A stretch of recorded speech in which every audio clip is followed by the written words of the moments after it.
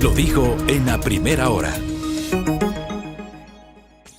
A ver, en medio de toda esta coyuntura, el día viernes la CONAIE, y esta semana tuvimos a inicios de semana a Leonidas Issa acá y también a Henry Cucalón. Tuvimos las dos caras, ¿no? Gobierno e indígenas con sus posiciones sobre el momento que estamos viviendo. Porque aparte de la conflictividad política que tenemos, el viernes la CONAIE anunció que se levanta de la mesa de diálogo con el Ejecutivo, que no van a seguir en la mesa de seguimiento, que regresan a foja cero, o sea, otra vez a los 10 puntos de junio del 2022, cosa que me llamó la atención, porque entiendo que sobre esos 10 puntos el gobierno ya había adoptado algunas decisiones, algunas de esas inmediatamente en junio del 2022, y en el camino se adoptaron otras, el tema de la educación intercultural, por ejemplo, por mencionar un detalle. Entiendo que también había un acuerdo sobre la condonación de deudas de la banca pública hasta $3,000, en fin, pero dicen, regresamos a foja cero.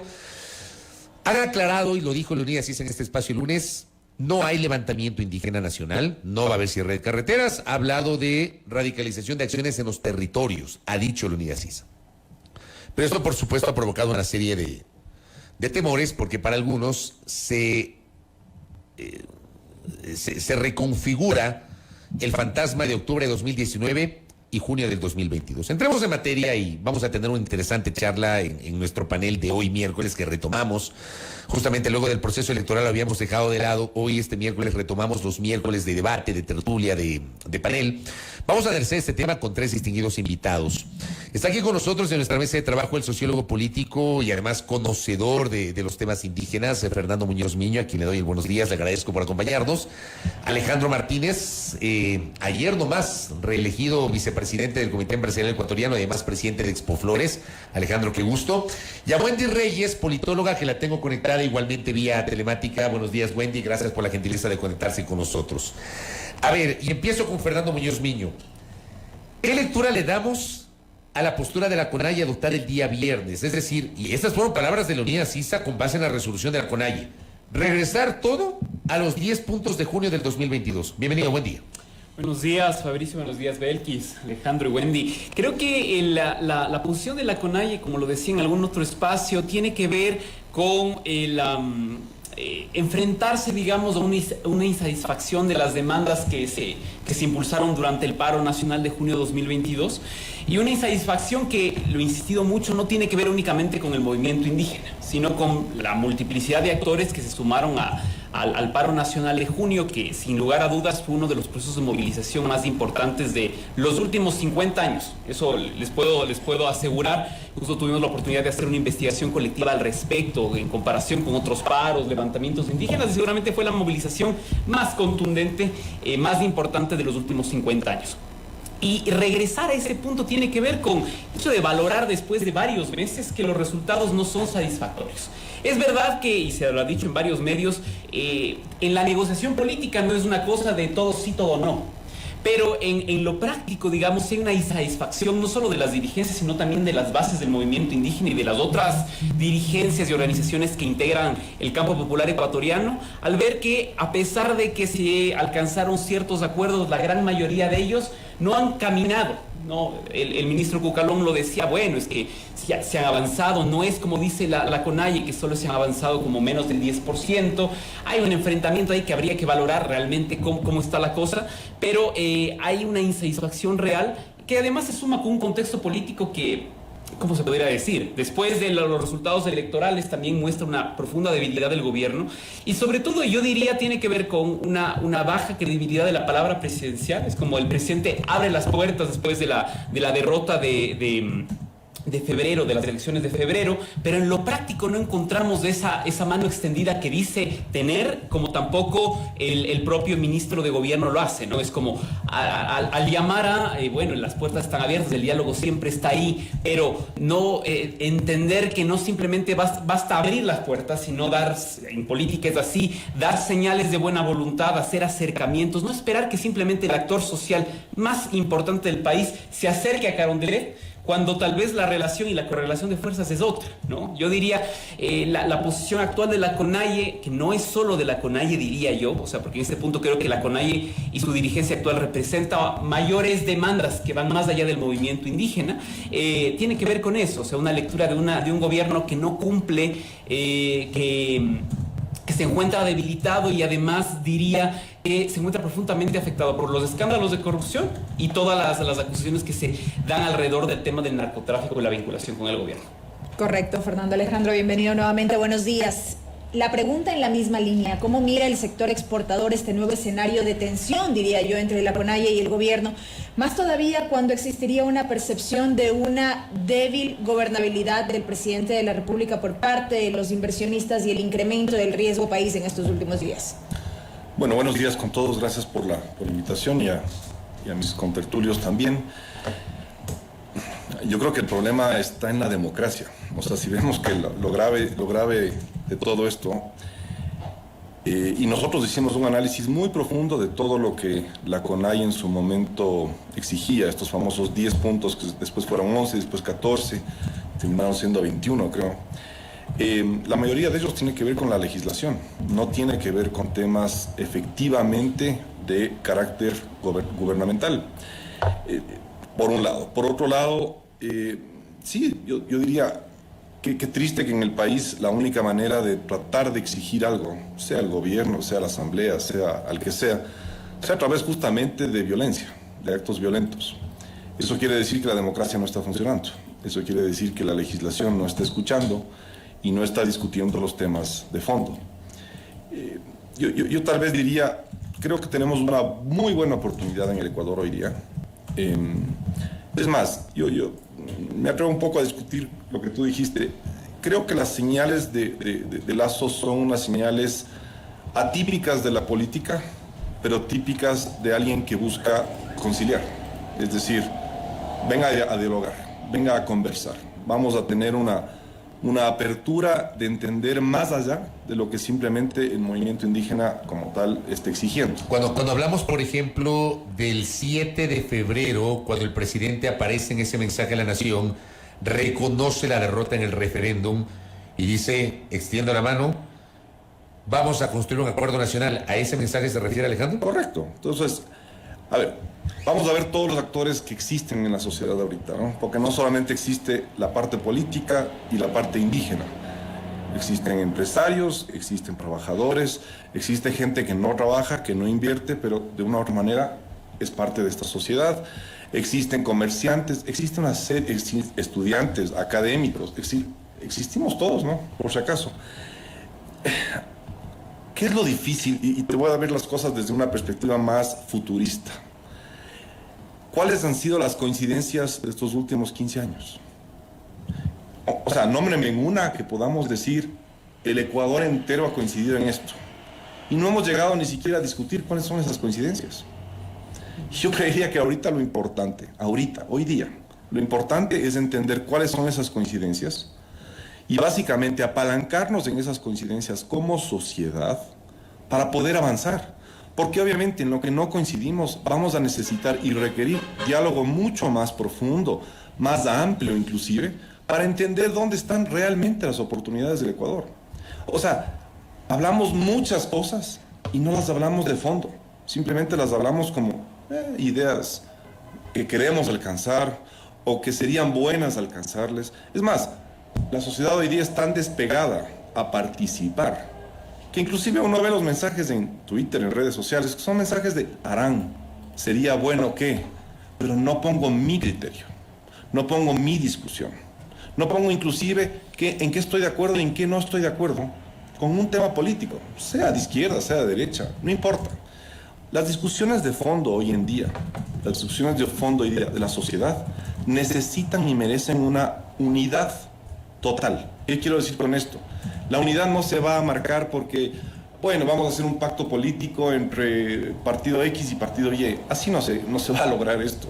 Hay que entrar a discutir en un tema, digamos, en una cancha libre, ¿no?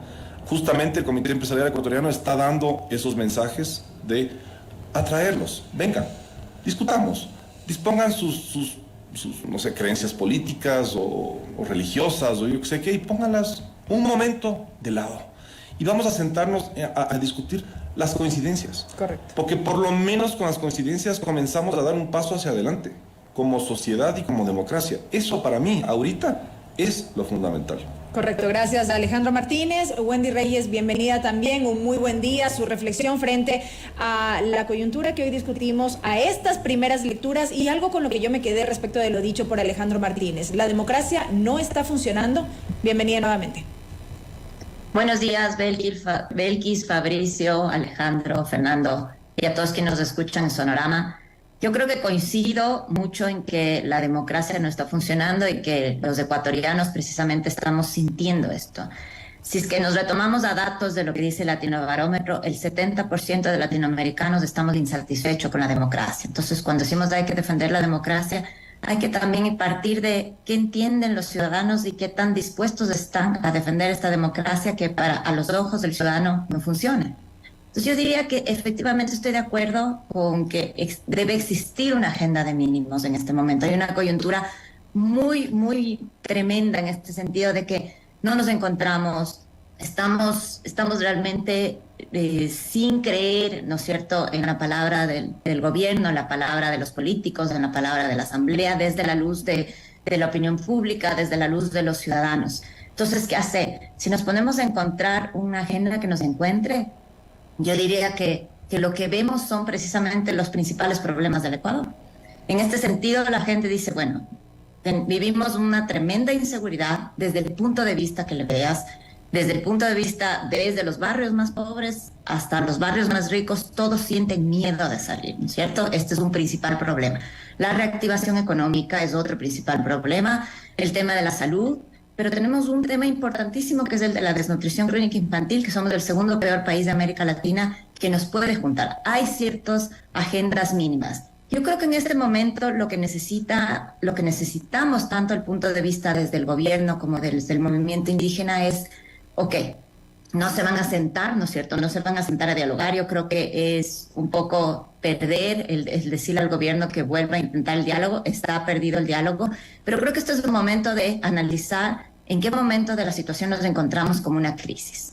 Y cuando hay una crisis gubernamental, hay dos principales responsabilidades del gobierno, ¿no es cierto? Una es cuál es el origen de la crisis y la otra es gestionar la crisis. Y yo creo que los ciudadanos no disculpan, no perdonan cuando no existe una gestión de crisis. Entonces, en este momento es, de los acuerdos que existían, ¿qué hay? Hay que hacer un inventario de lo que sí se cumplió y un inventario de promesas realizadas, de nuevos valores que se pueden tomar en cuenta.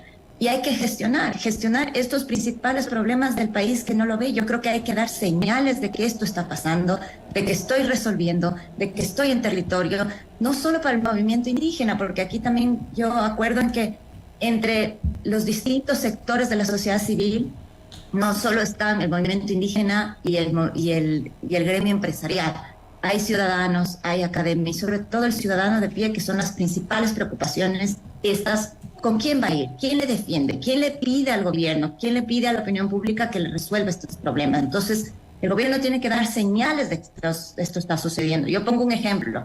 Acaba de asesinar a un dirigente indígena. Una de las señales que podría dar el gobierno es cómo trata este asesinato. Hay investigación, está realmente poniéndole como una prioridad. Ese puede extender un puente hacia el movimiento indígena de aquí hay señales de que esto importa. Bueno, de hecho me parece, Wendy, que, digamos, y eso también hay que destacar, a diferencia de otras circunstancias, en este caso el presidente o el gobierno no se demoraron mucho, o sea, no se demoraron nada. Hubo una reacción inmediata del presidente de la República y del propio ministro del Interior, que me parece un paso positivo. Y digo esto porque en otras circunstancias y para otros temas se han demorado ad infinito en emitir un pronunciamiento, una reacción. De acuerdo, el ministro Zapata salió efectivamente a decir, bueno, esto no es por acá, pero creo que estas son señales de aquí estamos en territorio, ¿qué otras cosas están pasando? Creo que tiene que haber más de estas señales para decir, esto nos está importando, estamos resolviendo los problemas del país. Y desde el lado del movimiento indígena un poco es eso, ¿no? No, yo no creo que podamos regresar a punto cero. Si yo estaba escuchando precisamente lo que decía Fernando, no creo que es foja cero desde el momento en que no se ha acordado nada. Hay avances que hay que mirar, hay acuerdos que estaban sobre la mesa. Estoy de acuerdo en que no están cumplidos los 10 puntos, pero hay algo que no nos puede dejar en punto cero y que nos tiene que también bajar a decir, esta es la realidad del país en este momento, en donde hay un montón de problemas que resolver. uno más no es que nos pone en situación cero de, ok, vamos a ponerle como una prioridad en la agenda pública. Este es un problema más que le suma al Ecuador de este momento, de una coyuntura en donde el ciudadano ya no puede más, en donde dice, Correcto. por favor avancemos, que me den una señal de hacia dónde vamos ahí. Correcto. Ahora, yo le decía a Alejandro Martínez hace minutos, me refería justamente a la reacción del presidente el 5 de febrero. Yo en este espacio al día siguiente, yo destaqué la reacción del presidente, aquí con Belkis lo mencionamos, creo que era la reacción que correspondía de un gobernante, de un jefe de Estado, pero ¿cómo se entiende que luego de hacer ese llamado a construir, a la vuelta de la esquina resulta que un acto público le pega semejante rayón a Jaime Nebot y hay estas desavenencias con Avenida Sisa? Entonces como que es un poquito complejo procesar qué mismo quiere el gobierno. Si en verdad quiere acercarse, como dice Alejandro Martínez, o esto vuelve a configurar la ausencia de credibilidad de la palabra presidencial. Fernando Muñoz. Y a esto, si me permites, Fernando, quisiera agregar un poco el sentir de los ciudadanos. Siempre hacemos referencia a lo que nos dicen en la interacción y, por ejemplo, acá nos señalan demasiado diálogo. ¿Cómo confías en un presidente mentiroso? Dicen, porque en efecto está debilitada la palabra del presidente de la República. Claro, yo creo que aquí quisiera coincidir tanto con lo que dijo Alejandro como lo que dice Wendy. Es necesario construir una agenda de mínimos y encontrar los puntos comunes. Tal vez eso es problemático, encontrar el punto común, porque los problemas sociales en sí mismos no necesariamente se constituyen en problemas públicos, ¿no? Creo que la inseguridad es algo clave, o sea, es algo que todos lo sentimos en todo momento. Lo de la desnutrición crónica infantil es algo que, por ejemplo, yo me dedico también a estudiar a infancias y juventudes. Es un tema fundamental porque es algo que condiciona y crea brechas estructurales que se siguen reproduciendo y profundizando más adelante. Es algo clave, pero tal vez no es el problema político más urgente, no se ha construido y el gobierno no ha sido ni siquiera lo suficientemente hábil para levantar esta bandera, como algo de decir nosotros el gobierno que realmente está luchando. Hay una secretaría específica, pero no está comunicando los resultados. Y es algo que también se ha visto, graves problemas de comunicación, pero más allá de la comunicación y respondiendo a lo que me han preguntado, yo creo que hay grandes problemas en el momento de hacer política, de cómo gestionas el conflicto y lo que dijo Wendy, cómo gestionas la crisis.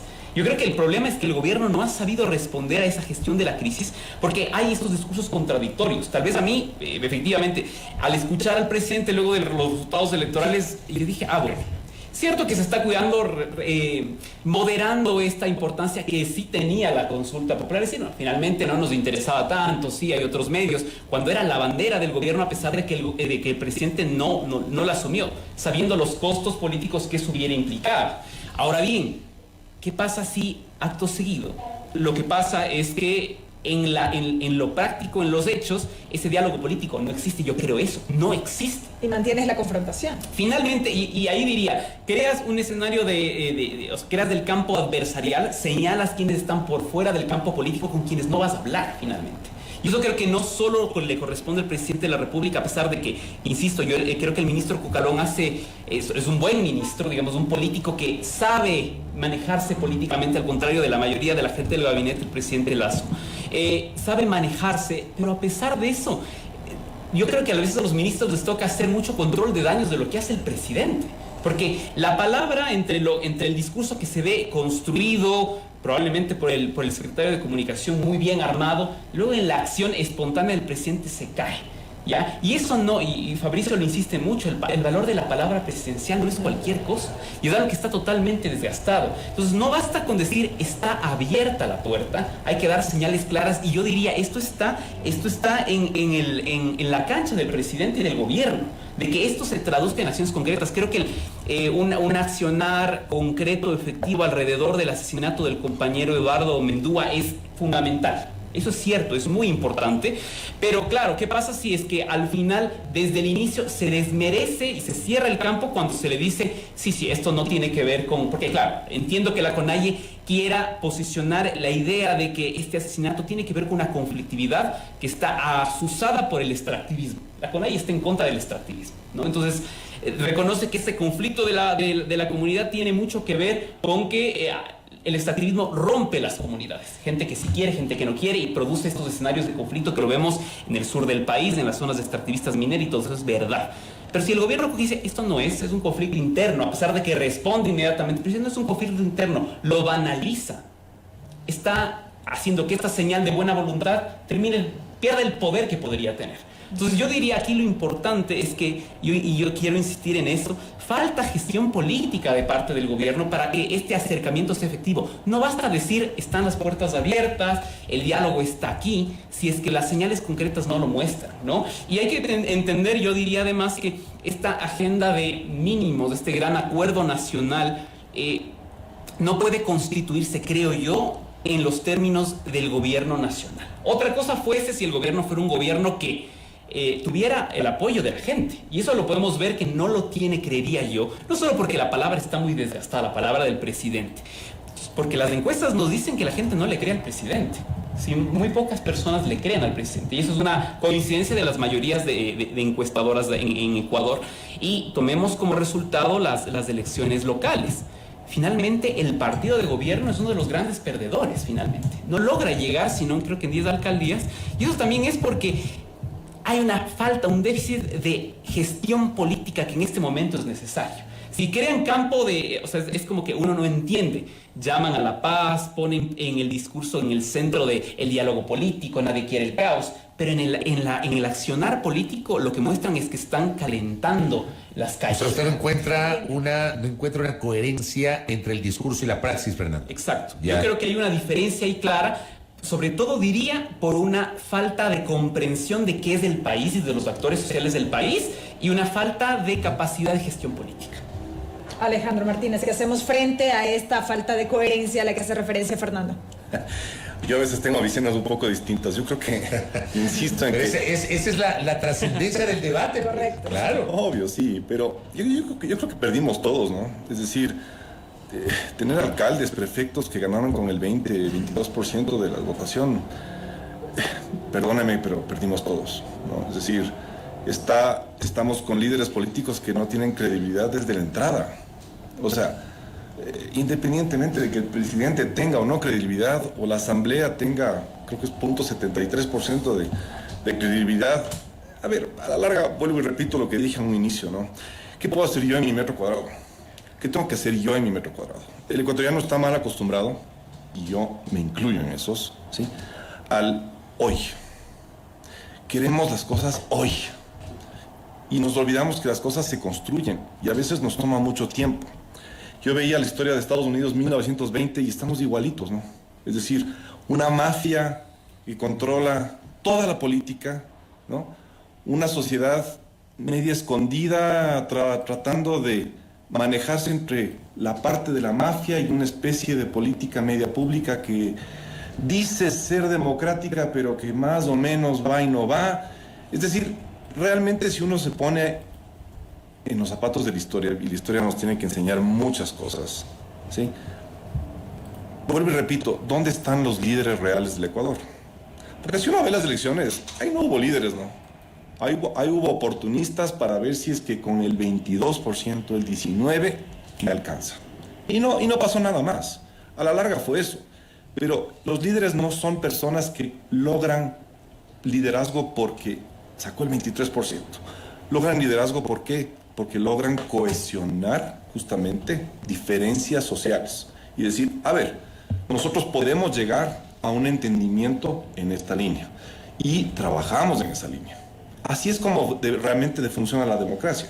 Es decir, es tremendamente complejo, pero es construirla.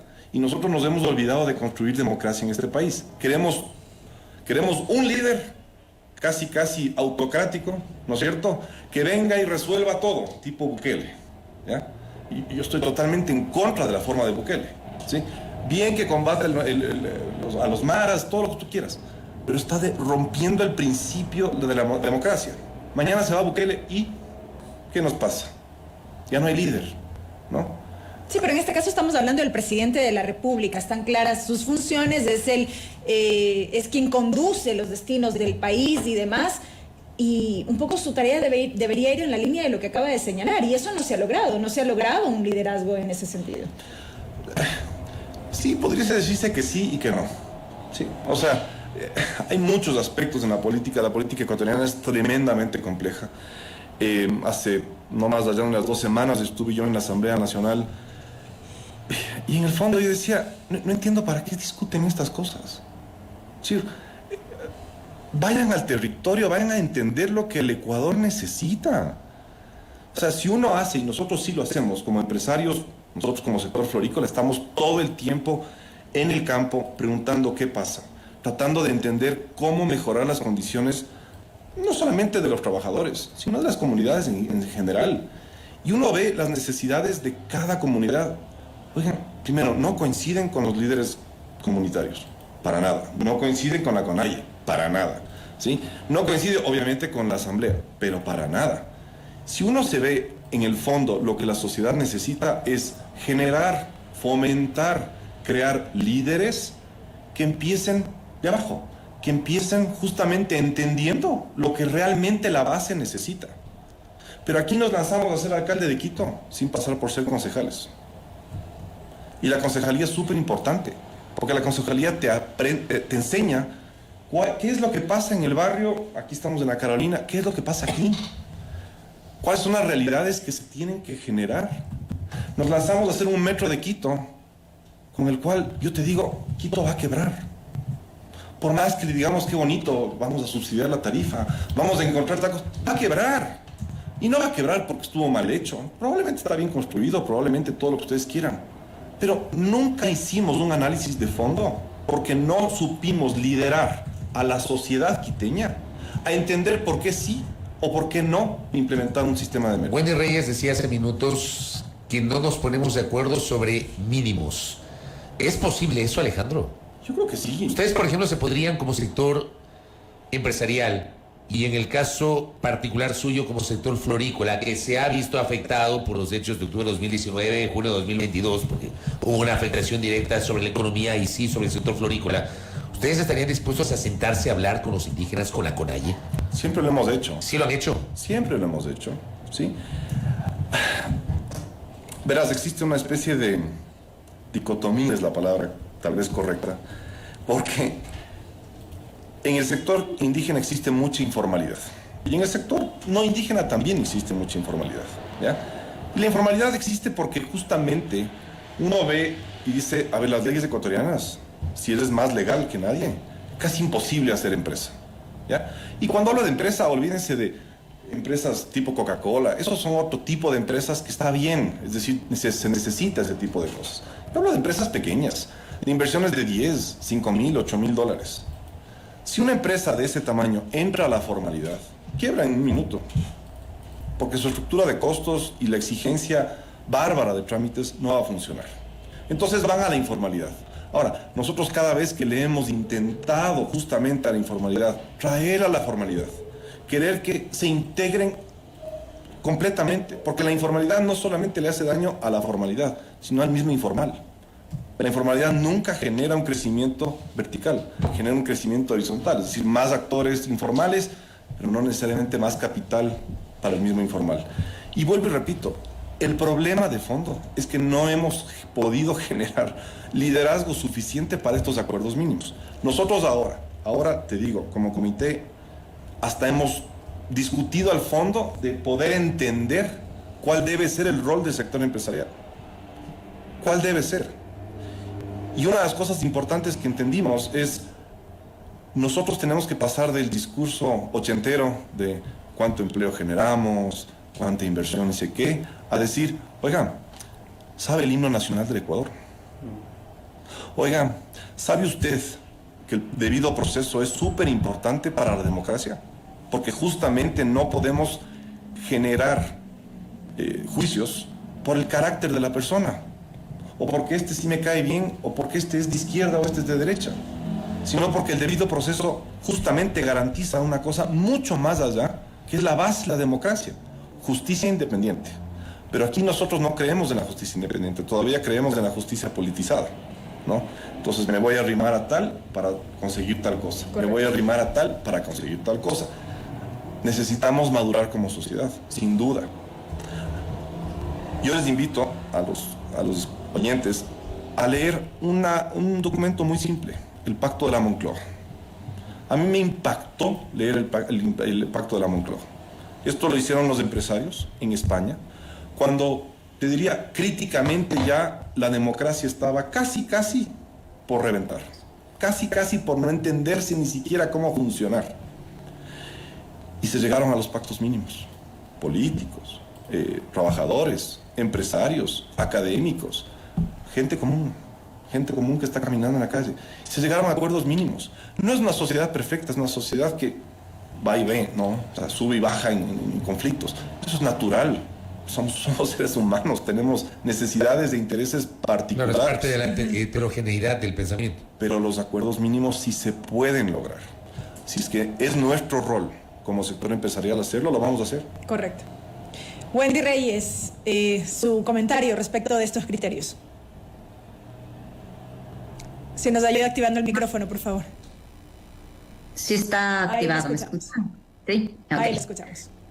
Yo creo que sí nos falta mucho pisar territorio, estar cerca de la ciudadanía, entender qué es lo que necesitamos. Y estoy de acuerdo con Alejandro en cierta manera en que esto es lo que necesitamos, un mínimo, ¿no es cierto? Una guía mínima.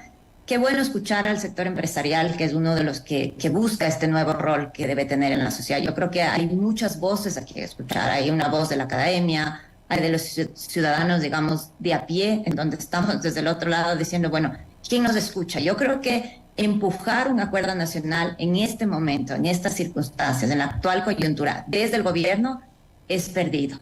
Porque no existe una credibilidad en este momento en la palabra del presidente y en las acciones que ha hecho este gobierno. Tampoco si lo diría la Asamblea o los partidos políticos iríamos por ese lado, pese a que acabamos de terminar una elección en donde de alguna forma perdió el gobierno y otros partidos políticos ganaron. Tampoco creo que ellos puedan ser los convocantes en este momento. Entonces creo que sí nos toca a quienes somos parte de la sociedad civil un poco empujar qué es lo que necesitamos. Es muy difícil llegar a unos mínimos. Yo creo que todo el mundo va a querer poner su lado, pero lo que implica en este momento desde el gobierno, que es donde me quiero situar, es tomar decisiones políticas. Yo creo que la debilidad de este gobierno ha sido decidir, tomar acción, gestionar.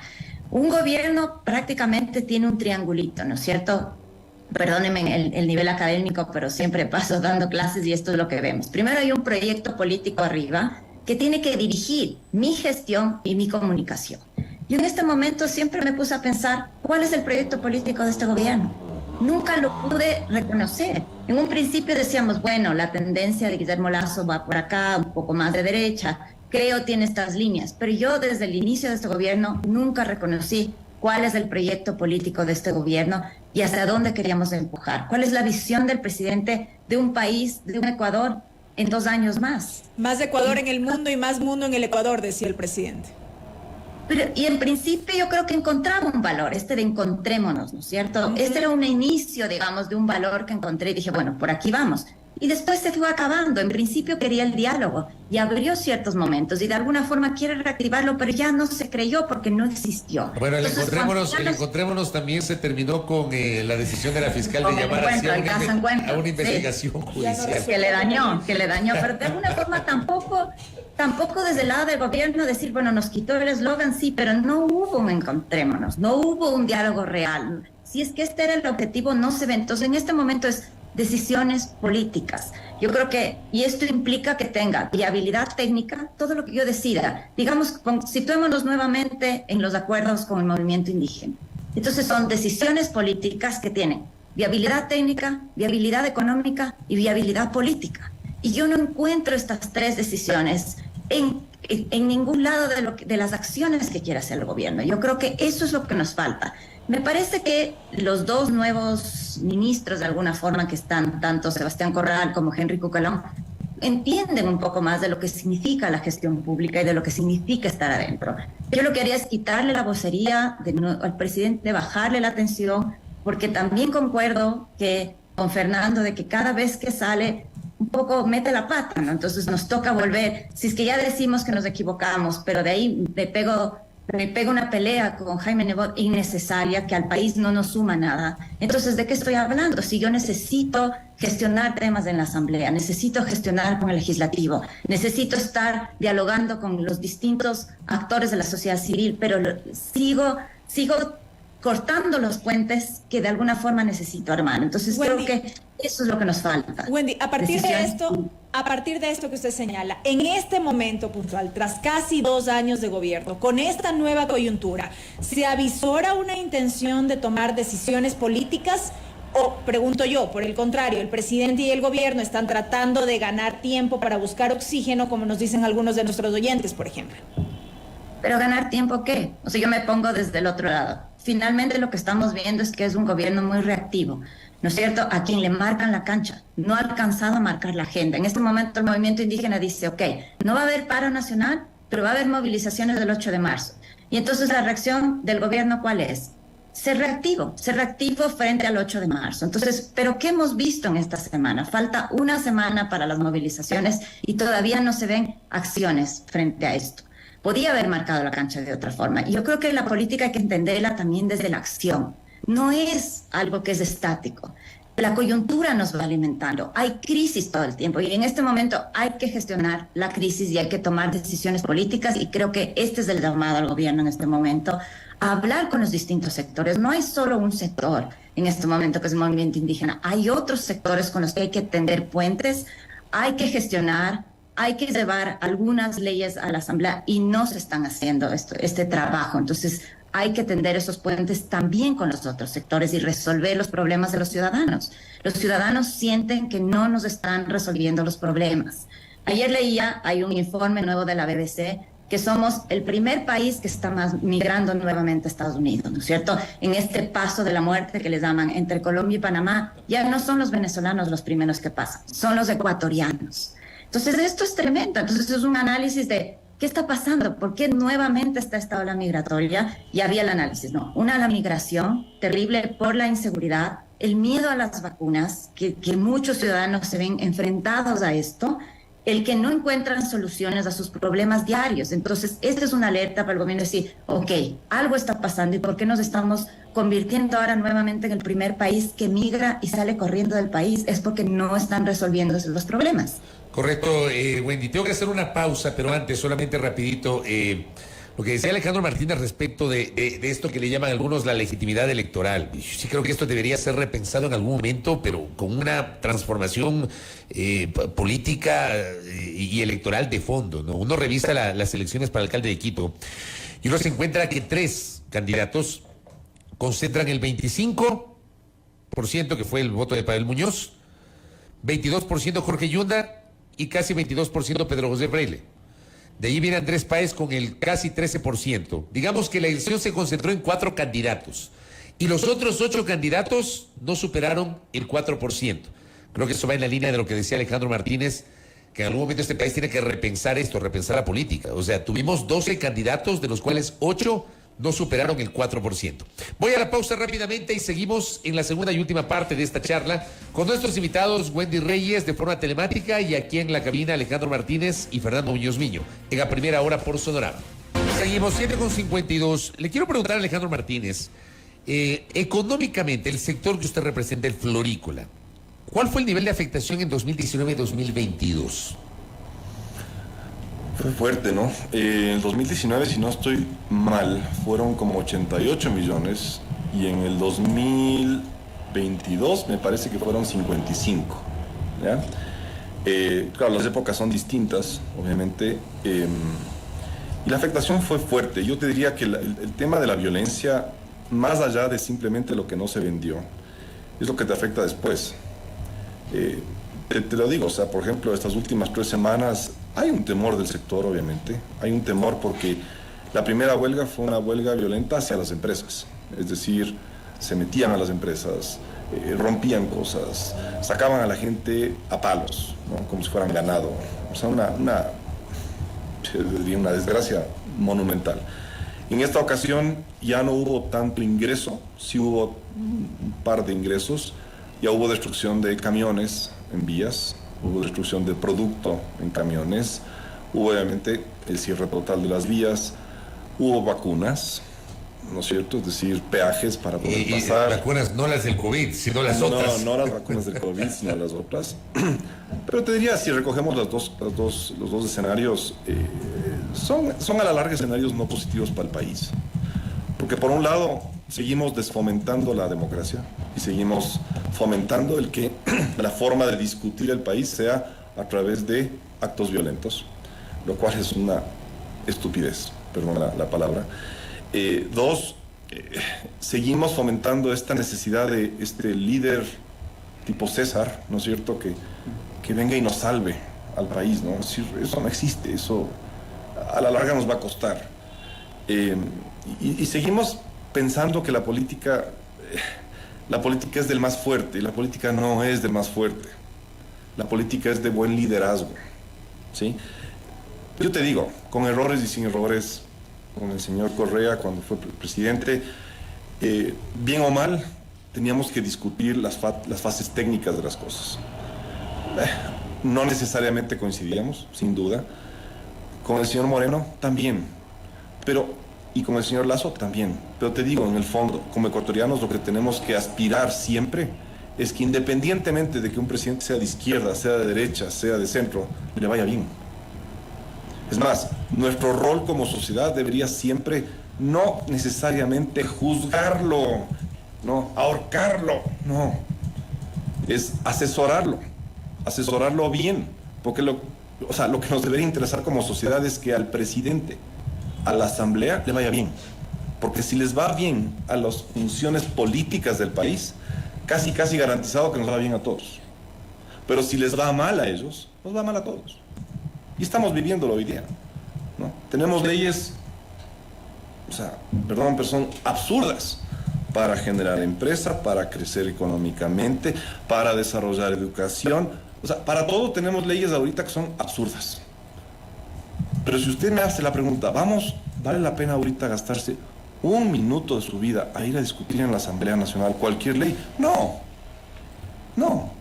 Yo prefiero ahorita ponerle ese un minuto a tratar de resolver un tema que yo sí pudiese resolver hoy día, en el corto plazo, lastimosamente, porque no tenemos largo plazo, para poder sostenerme en el día. Pero imagínese eso, teniendo el dólar como moneda, que es, lo dije ahorita en el corto, ¿no? Es el mejor banco central del mundo, tener al dólar como moneda. No lo utilizamos. No tenemos la capacidad como sociedad de ver o proyectarnos a 20 años. Políticas de Estado, dijiste, Fernando. No tenemos una política de Estado, tenemos políticas de gobierno. Entonces, como sociedad, ¿qué estamos haciendo? Yendo de un lado para el otro. Todos los meses, todos los años, vamos de un lado para el otro, dependiendo de quién tiene la fuerza política del país.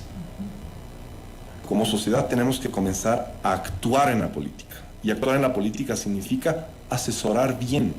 Y asesorar bien también puede no necesariamente tener que sentarse a hablar con el señor presidente de la República.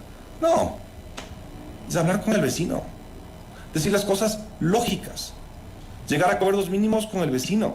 Entender que la política empieza entre dos personas. Y esas dos personas comienzan justamente a acumular más al resto de personas sobre estos acuerdos mínimos de hacia dónde debemos ir como sociedad. Esa es mi recomendación ahí. Correcto, Alejandro. Fernando, estamos prácticamente a 7 días de la jornada de movilización anunciada por el sector indígena, que no deja de generar incertidumbre en diferentes sectores, y yo diría que en el mismo gobierno, porque al menos lo que yo he percibido es una actitud un poco a la defensiva frente a estos anuncios y demás. Pese a que se ha dicho que no se trata de un paro, que no habrá cierre de carreteras y demás, ¿se justifica este temor? No, yo diría que no, porque, bueno, cuando estaban diciendo y en eso coincido con lo que dice Alejandro y que dice Wendy, primero hay que entender que en esta crisis compleja, multidimensional que vive el Ecuador, hay responsabilidades compartidas. Y desde los actores gremiales, las organizaciones sociales, el gobierno, los ciudadanos de a pie, la academia, hay una responsabilidad que tiene que asumirse. Yo creo que, por ejemplo, respecto a esta incertidumbre frente a la movilización, el movimiento indígena, específicamente la CONAIE, porque el movimiento indígena es un poco más amplio, ha sido muy claro en insistir que, primero, no es que la CONAIE convoca, sino que pliega a movilizaciones y formas de expresión popular que siempre se dan en el marco del 8 de marzo. Generalmente están movilizadas por las organizaciones de mujeres y organizaciones feministas. Lo que hace la CONAIE dice es, nos vamos a plegar aquí, porque reconocen la lucha histórica de las mujeres y también lo han mencionado como una forma de solidaridad internacional frente a las jornadas de lucha que está pasando en el Perú. Entonces no va a haber paro. No creo que se justifica estar a la defensiva. Y lo decía en otro espacio, creo que el gobierno reacciona precisamente porque reconoce que la CONAIE, específicamente la CONAIE, tiene una capacidad de movilización que desborda la capacidad de otro actor social en el país. Primero es eso. O sea, el hecho de que tal vez la CONAIE no dice vamos a convocar al paro, vamos a irnos al levantamiento, pero si el presidente decide por poco declararse dictador, inmediatamente el paro nacional y levantamiento. Pero por ejemplo, esa parte a mí me hace ruido y yo lo comenté esta semana y se lo dije a Leonidas Sisa también. O sea, se le pide la renuncia al presidente, que está en su derecho, como el del presidente está en el derecho de no aceptarlo, o sea, porque no está obligado a renunciar. Le piden a la Asamblea que active el mecanismo de juicio político, pero por otra parte dicen no estaríamos de acuerdo con la muerte cruzada, o sea, porque esa es otra prerrogativa constitucional que tiene el presidente. O sea, respetamos la Constitución en un sentido, pero no en el otro. Esa parte me hace ruido. Sí, yo creo que tiene que ver porque finalmente hay que reconocer que absolutamente todo actor que está metido en la coyuntura, incluidos nosotros, diríamos, medios de comunicación, academia, empresariado, somos actores políticos y tenemos intereses.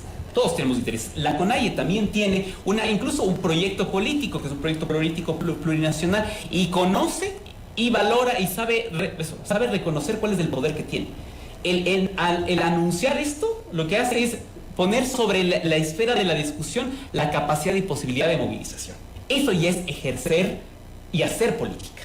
No le están diciendo mañana nos movilizamos porque logísticamente es algo que no es tan fácil. Nuevamente, uno cuando conoce el movimiento indígena sabe que la figura del levantamiento, y ahora es más bien el paro nacional, porque no es solo en la movilización indígena, toma tiempo, es complejo, ¿no?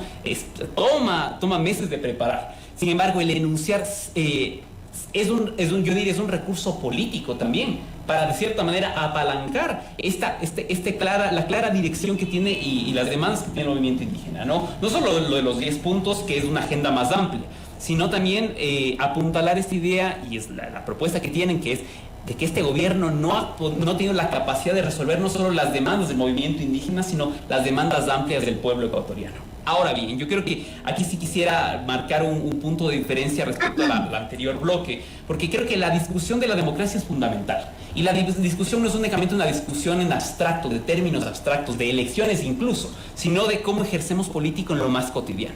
Y decías Alejandro, lo que me parece fundamental, del papel que deberían tener los empresarios. Y algo que en la literatura se ha trabajado muchísimo en las ciencias sociales es la ausencia, no porque no exista, sino porque no es mayoritaria, de lo que se conoce como una burguesía nacional en el país. Un empresariado que tenga un proyecto nacional, ¿no? Que tenga sobre todo esta idea de construir justo nación. Lo decías, ¿no?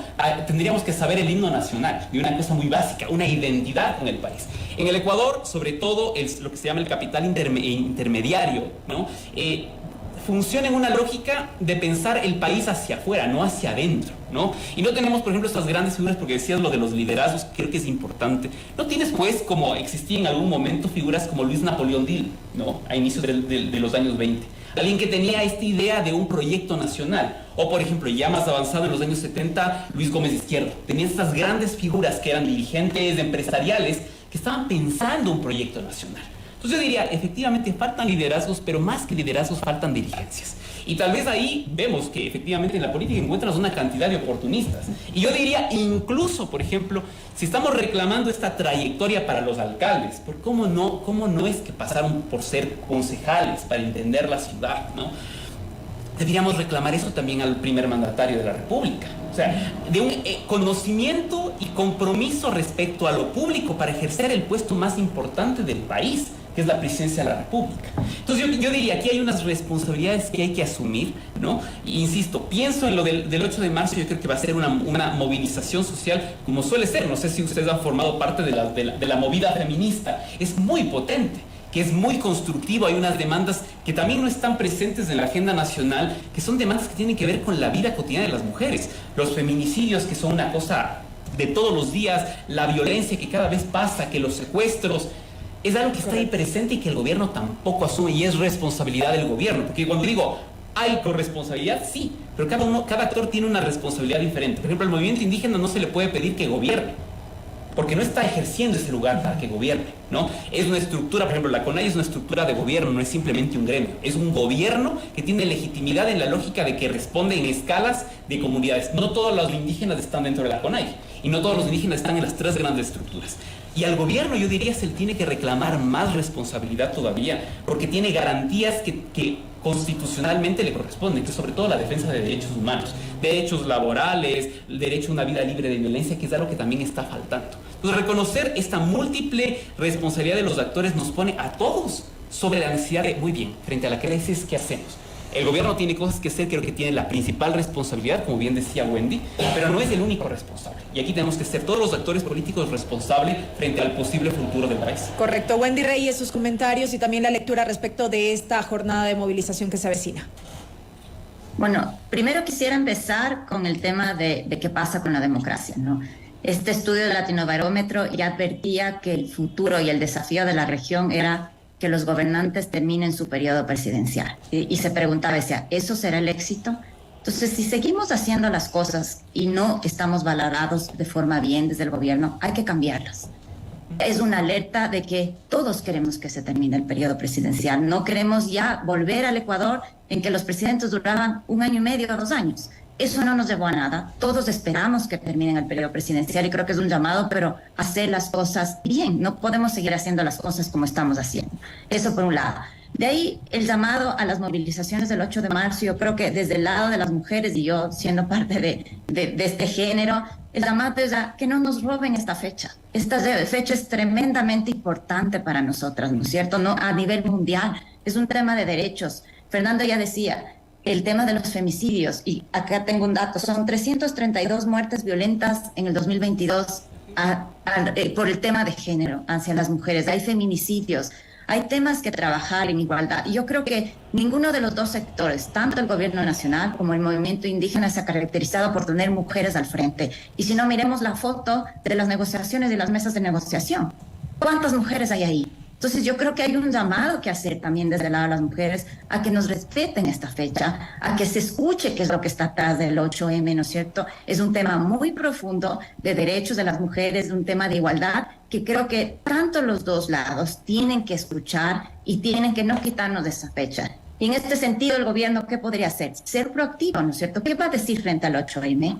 ¿Cuántas mujeres hay en su gabinete? Y ahora que está precisamente cambiando, ¿cómo puede aportar esto? ¿Cómo vamos a enfrentar el tema de inseguridad contra las mujeres? ¿Qué vamos a hacer frente a la violencia que viven las mujeres? 7 de cada 10 mujeres en el Ecuador sufren violencia. Entonces creo que es una agenda de las mujeres que todos los sectores deberíamos ponernos, y esto es un mínimo, esta es una agenda mínima. Si queremos una agenda mínima, esta es la que las mujeres pedimos que se resuelvan en todos los sectores del país.